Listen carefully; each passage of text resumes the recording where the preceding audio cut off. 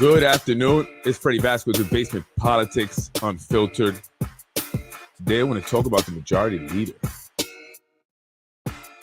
Tasha, darling.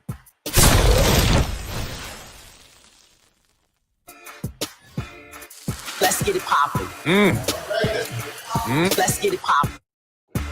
I am Freddie Vasquez. This is Basement Politics, early edition.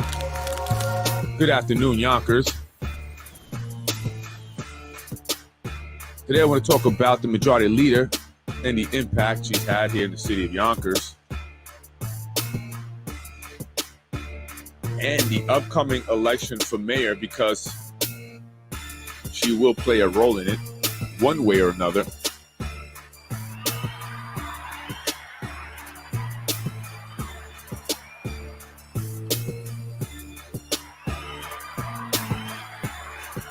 Let's talk about it.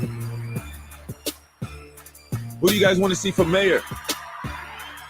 Another Spano term, or do you want to see someone completely new? Someone we've heard before? We'll find out soon enough. But today I want to talk about the majority leader, Tasha Diaz. I hear she may be running for mayor. That's what I'm hearing. Again, today I want to talk about the majority leader and the impact she's made since becoming a council member in 2019 and eventually becoming the majority leader. According to an interview on YouTube, an interview with Simply Carter Corp., she says she ran because she saw a need in her community and she felt that she had experience as the head of the tenants association for the building that she lived in. She felt she could win, so she threw her hat in the ring. But, to run an election, it takes a lot of money, it takes connection. It's not just as easy as saying, hey, I just want to run, you just come out of nowhere. And Tasha is the first, actually, woman of color to represent District 3. That's her district. But how does she do it? How does she run a successful campaign when people say you'll spend at least $50,000 according to insiders?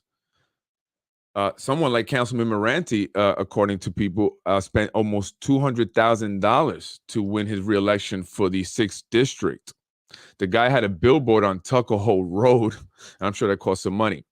And I'm not counting Ms. Diaz's money, but it's no secret she would need to fundraise in order to run a successful campaign and actually win. Fundraising isn't easy to do, and if you're not connected to a network of wealthy donors who will come to your event and write checks for $500, $1,000, or $2,000, then you probably won't raise much money. Probably won't raise more than $5,000, $10,000, and that's not enough to win, according to people who are involved politically. So, how was Tasha Diaz able to tap into a network of wealthy Hermes belt-wearing donors who attended events like the fancy one she had in Pelham? Well, if I'm to believe what multiple sources have told me, the majority leader somehow had made her way to a gentleman named Zahi Jerris. According to sources, Zahi Jerris and son Frankie of Precision Strategies took Tasha on because they knew she was the perfect type of individual that could manipulate into playing their politics their way. Their way of politics is using their political clout, leveraging it to generate an income for themselves, to one which the majority leader has probably always dreamed about. And she said it when she was at the groundbreaking ceremony for Extel. Those luxury apartments were the type of development that she's always dreamed of. She's all about fancy and luxury and money and looking a certain way and being around certain type of individuals, from what I hear. In my opinion, the majority leader was all in. When she saw an opportunity, she went for it, right? It's all the while telling her constituents that she was there for the people. Fast forward to 2021, the county having issued a housing crisis, and even our federal government actually has called for more affordable housing legislation, right? And knowing things were bad and were going to get worse because of the pandemic, the majority leader surprised and confused all of us except those who masterminded the plot when she all of a sudden killed the 20% affordable housing ordinance that she touted so much about. The affordable housing ordinance that would have increased the requirement for the developments that are going up to have more affordable units set aside for individuals who qualify for affordable housing. However, after months and months of supporting it and championing it, she all of a sudden found it not to be good enough and killed it. Did an about face, and people wondered, what did she get for it? What was her reward for killing the housing ordinance? Right? So, and we still don't have a housing ordinance. We still don't have any real strategies, any real legislation from any of the council members in regards to housing. Like I said, the federal government has called on, more elected officials to, more legislation for affordable housing because of cost of living rising, inflation, and mortgage rates also going up, making it more difficult for individuals to buy homes. And they talk a lot about that, right? Our elected officials love to talk about a pathway to home ownership for people who are just looking for an apartment that they can afford. You guys are like skipping that. They're gonna like kind of push that to the side, push aside the fact that they have not done anything really. They didn't increase the housing ordinance. They killed it by talking about the possibility of owning a home. We want to put people on a pathway to home ownership, but it takes so much to own a home. There's a lot more involved, and people just need to get in a housing situation that they are not having to, work a third job or make some money under the table somehow in order to make ends meet and, keep the roof over their head. All right. So she said it was not good enough. That's why she killed it. And therefore, she changed her vote to no. That was a slap in the face to all who were in need of affordable housing and all of the constituents who voted for her because of that. Right. It was then when I realized, because I supported Tasha Diaz, I did. I would always say good things about her. I go to Cerrado Park and where she was doing the food distributions, right? And I would say good things. But that's when I realized, right, that, she was playing a game, right? She was playing a game. It was a strategic game in order to appease her donors and keep the money coming in. The developers didn't want 20%. And I hear from people who understand this that they can do 20%. Really, it's all about how you negotiate. And part of the problem is you have too many people with their hands in the cookie jar, and the developers are saying, well, if all you people want to get paid, we can't do 20%. It's a lot of people making money off these developments.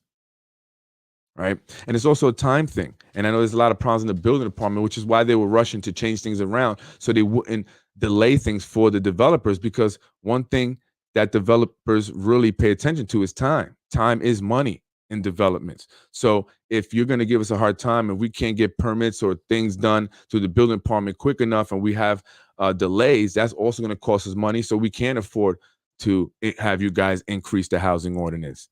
And if you guys don't, want to increase it and then you still want all this stuff and you're still going to give us a hard time in the building department, then we're not going to develop here, right?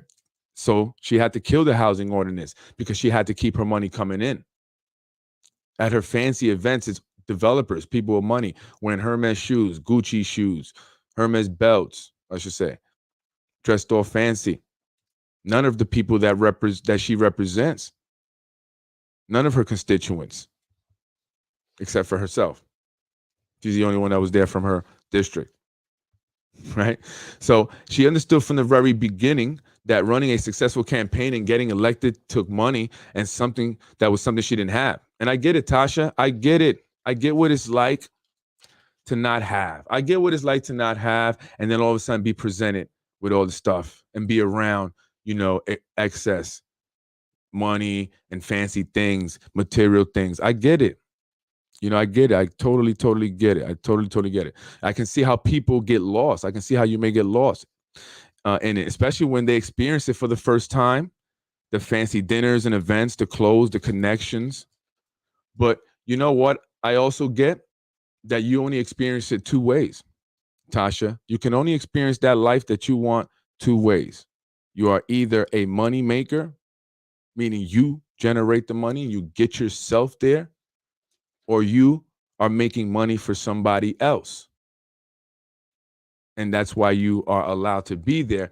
But then eventually, when you no longer make money and no longer are any good to those individuals, that's when they send you packing and going back to where you came from. So be careful how you treat people on the way up, especially if you're heading up to the top on someone's back.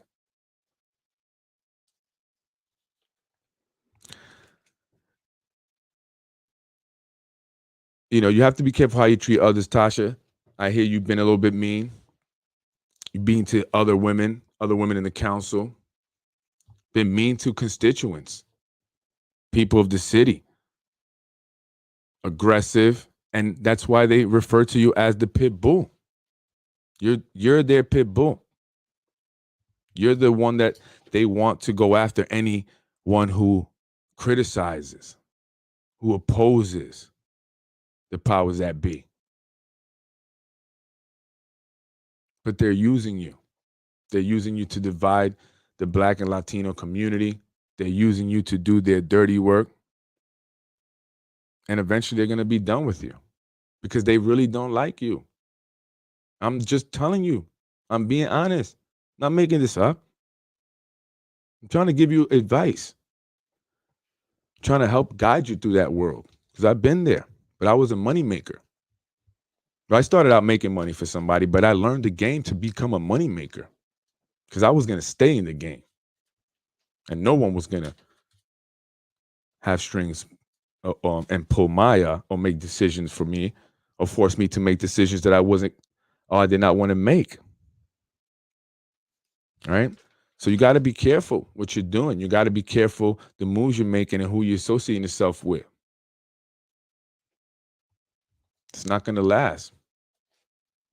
It's not going to last. And what you've been doing, people are seeing it and they're talking about it. The same people that you're around and you think are your friends. Again, they need you now. But when they don't need you, they're going to drop you like a hot potato. I can guarantee you that. I can guarantee you that. So be careful and don't shit on your fellow sisters. All right? You need to unite and remember who you truly represent. Those are the people you should be focused on. Those are your people. Because no matter how much money you get, no matter how much fancy things you have or fancy clothes you wear or chains you put around your neck, they're going to always see you as the same ghetto chick. I guarantee you that. And you make it easy for them. You do. You make it very, very easy for them. To the Yonkers Hispanic Chamber of Commerce, always got a bone to pick with you guys. The Yonkers Hispanic Chamber of Commerce, Mr. Edwin Aponte, wants to honor Tasha Diaz, who's not even Hispanic, doesn't own a business. And in fact, she uses police or weaponizes the police against Hispanics. Something I learned from the Yonkers NAACP when Mr. Mike Spano spoke about Jamal Bowman, Congressman Bowman. Is that okay? Or is that not okay, the NAACP?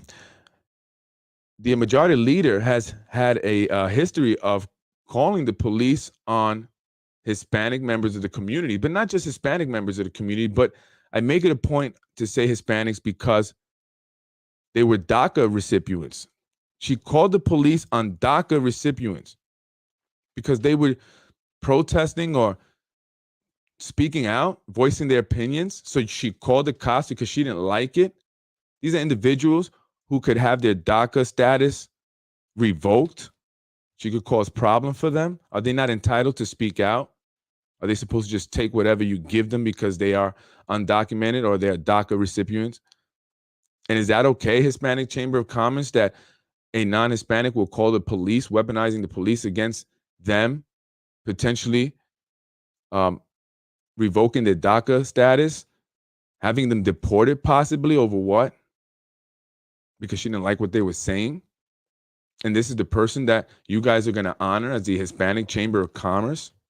Really? Do you hear that, Mexican community? Do you guys hear that? To the Mexican American community here in the city of Yonkers, the Hispanic Chamber of Commerce, Edwin Aponte, Hector Lopez, wants to honor a woman who's been known to call the police on Hispanic members of the community, specifically undocumented Hispanic members of the community, DACA recipients who could have their DACA status revoked, jeopardized because of any police contact. People could get deported. She's an elected official, and so the police will take that a little bit more seriously, I guess, because she's calling. I mean, she also threatened a Yemenese immigrant who owns a business, threatening to shut him down, belittling him, making him feel like he's less than her.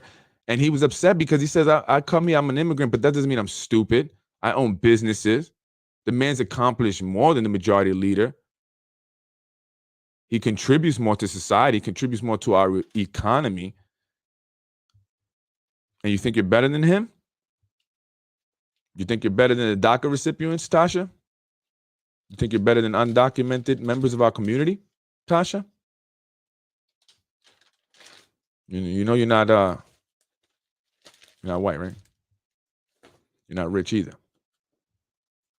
Okay? Don't forget where you come from. Do not forget where you come from. We are going to remind you, Majority Leader, calling the police on Hispanics, jeopardizing their DACA recipients. That's crazy. That's insane. And I think it's insane for the Hispanic Chamber of Commerce to honor someone who's been a threat to the Hispanic community, essentially. She hasn't been a friend. She's been a threat.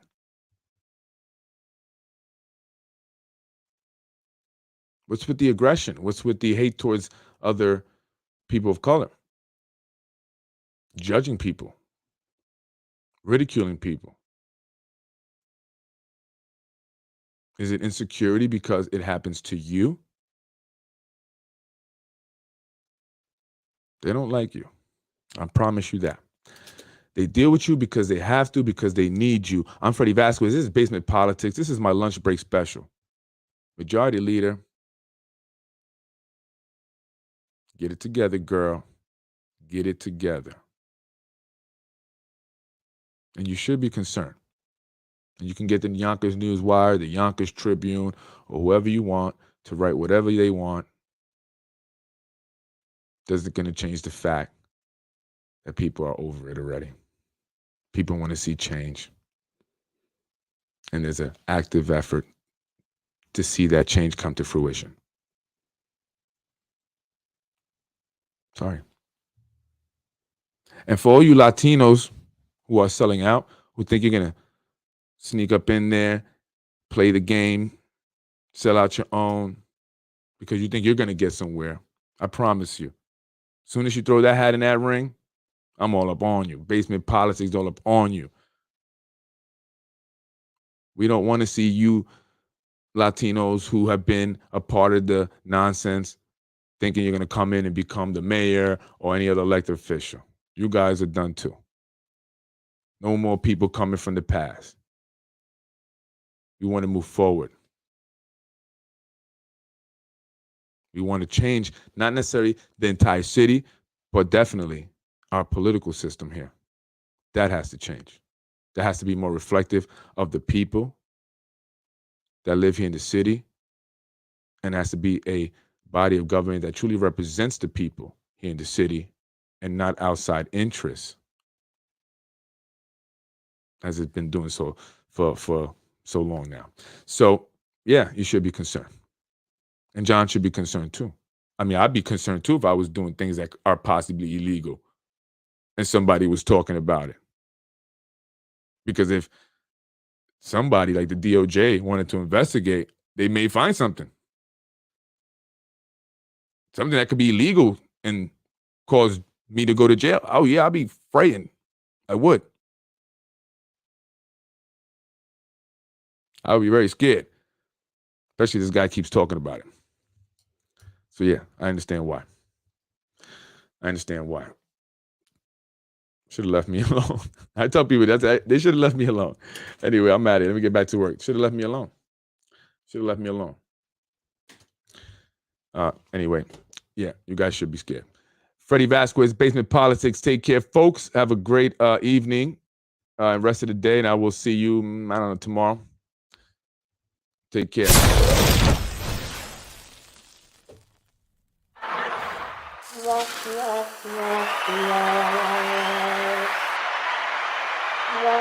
Let's get it popping. I am Freddie Vasquez. That was Basement Politics episode. Tasha, darling.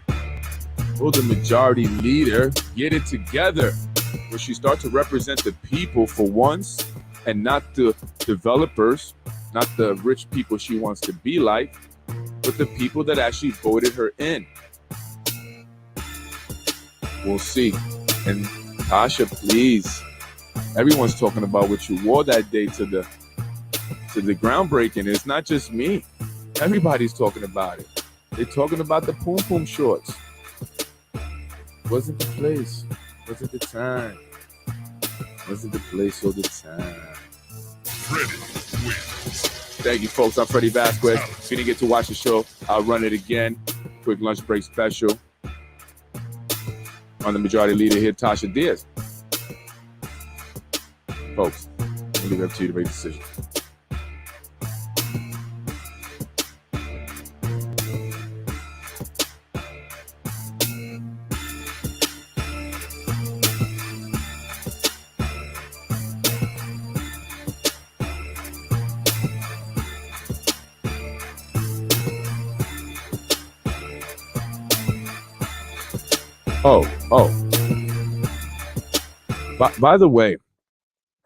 By the way, I just want to ask something. The person in the middle there is Elena Goldberg, stepdaughter of Carmen Gomez Goldberg, the founder of the Yonkers Hispanic Chamber of Commerce. And next to the gentleman there, Hector Lopez, I believe the president, vice president of the Hispanic Chamber of Commerce, the president, I believe, of the Hispanics in law enforcement. They are, well, Elena's mom, stepmom, Carmen Gomez Goldberg, is put together the parade. She's in charge of that, or they're in charge of that stuff. They named it the Puerto Rican Day Parade, and I hear there's some, thing about that because we have different people from, different Spanish-speaking countries, Hispanics, Latinos, Mexican, Dominican, Cuban. It's not just Puerto Rican, and and some people felt that maybe it should be Hispanic Day Parade because we have so many different, members of the Hispanic community, Latino community from different parts of the world, different countries. So, in order to be inclusive and not make it feel like it's only about Puerto Ricans, but, that's what they wanted. And some people feel like maybe that's something that's being done to be divisive because, again, the mayoral race is coming up and people want to see a Latino mayor. And it's time for a Latino mayor. Even the parties know this. Party officials know this. Here in Yonkers, they know this. They're vetting out various Latinos now. They are. And some people are concerned with that. So they're going to continue to be divisive and try to create division within our community. And we have to see that and prevent that from happening. And they're going to use people that look like us, other Latinos, other Hispanics, and people who want to be Hispanic, like Tasha Diaz there, who's actually Freeman.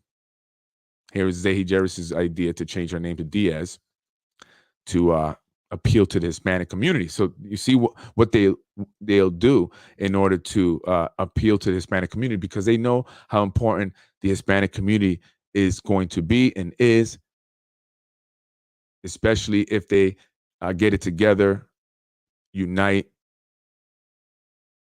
It will be a force to be reckoned with, and certain individuals who have a stronghold on the city here understand that. So they're going to throw a bunch of individuals out there to divide us. So we have to watch that. And certain individuals who are utilized to divide us are given positions. They're given benefits. They're allowed to to have positions that make no sense, but they get them. Their family get positions, right? Gatekeepers, so-called gatekeepers. People call themselves the gatekeepers of the Hispanic community. So I'm going to put that out there. I'm going to put it out there because you're not going to do that. You're not going to cause division between us. There's a 90,000 Hispanic people here in the city of Yonkers. I know not everyone can vote for one reason or another, but let's call it 30,000. That's still more than the amount that came out for a citywide race last year in the city council president race. So that's huge. And anyone who's a political strategist or understands, politics and, campaign strategies is thinking about that, most certainly. And anyone who wants to win in these coming elections, especially for mayor, is thinking about that. The Latino vote is going to be so important, especially if, it's organized and it's united and it has purpose, which I'm hoping that's what we will do. And anyone that's not going to be a part of that unity or working towards that,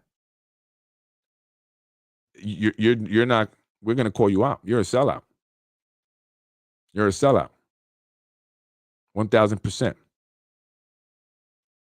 You're a sellout. And we're going to call you out. So I just saw the picture come up and I just wanted to talk about that and mention that, right? Take that how you want to take that. Take that how you want to take that. So I think that we should really come together. All the Latino leaders, quote unquote Latino leaders, right? Hispanic leaders here in the community, business owners, community members, community activists, advocates, heads of organizations. It's time to come together and unite and work to leverage that power, that voting power, to help benefit the Hispanics here in the community, right? And to see that progress is made here in Yonkers with the Hispanics in mind, not just a select few, but all the Hispanics in mind. So that's what we're going to work to do. So I just want to make, there we go. Those are the Zahi team right there. Zahi Jarrett's team. Okay? Zahi Jarrett's team right there. Political corruption at its finest. It's a perfect solution. I'm Freddie Vasquez. I'm out of here. Freddie wins. Fatality. Let's get it popping. And another one, Mr. Rubo lied to me. And I don't vote for a person that lied to me. Thank you very much. Freddie wins. Fatality. You hear that, Mexican American community? That woman right there, Majority Leader Tasha Diaz, has called the cops on DACA recipients and undocumented members of the Mexican American community here in the city of Yonkers simply because they were voicing their opinions, their concerns.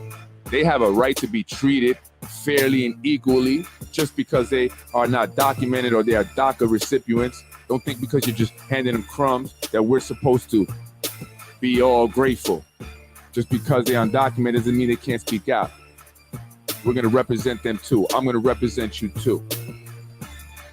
And if you're having any problems with immigration or you need help or services or whatever, you're looking for support, you can contact me, reach me. I'll help you find the resources, the services that you are looking for.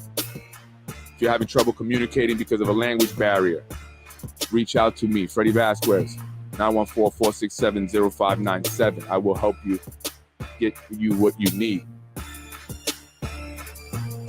You should be ashamed of yourself, Majority Leader, calling the cops on members of the community, especially Hispanic members of the community, because they are fighting to be treated equally. Could jeopardize their DACA status. It's messed up. Anyway, folks, I'm out of here. If you know anyone that needs the support, help, send them my way. politicwithfred@gmail.com. politicwithfred@gmail.com. Freddie wins. Fatality. Yeah. No! Give us crumbs. Wait. Give us crumbs. They want us to be out of here. Which is how to make the money. Which is how to earn the money by our own food. That's real independence.